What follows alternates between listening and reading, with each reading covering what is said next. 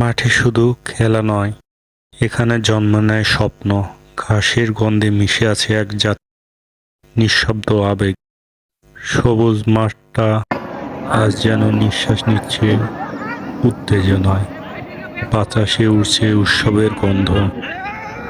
চারপাশে একটাই শব্দ, একটাই প্রত্যাশা, গোল দাও, গোল দাও। এদিকে দেখো, নগ্ন পায়ে ছুটে চলছে গ্রামের রফিক। তার চোখে নেই ভয়, নেই ভয়েস, শুধু বল আর স্বপ্নের মাঝে এক নিঃশব্দ লড়াই।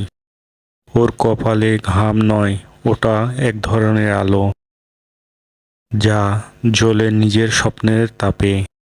দর্শক গ্যালারিতে কাঁপছে, শট নাও, শট নাও।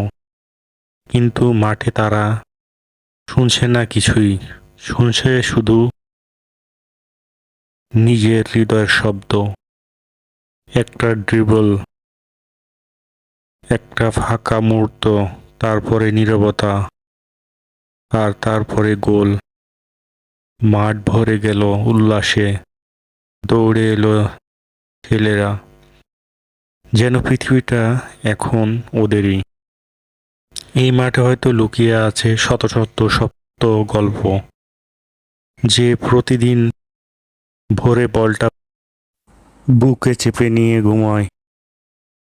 সে নিজের ভাঙা বুটে প্যাঁচ লাগিয়ে খেলে, যে বিশ্বাস করে স্বপ্ন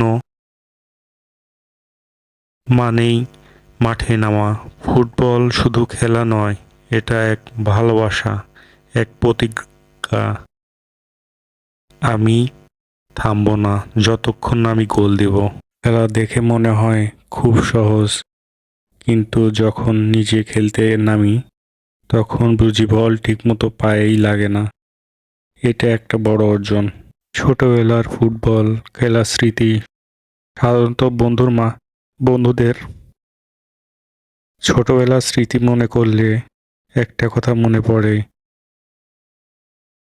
ঘন্টার পর ঘন্টা বল নিয়ে সময় কাটানো, গোল করার আনন্দ, আর বল পুকুরে বা দূরে কোথাও চলে গেলে হতাশা হয়ে যেতাম।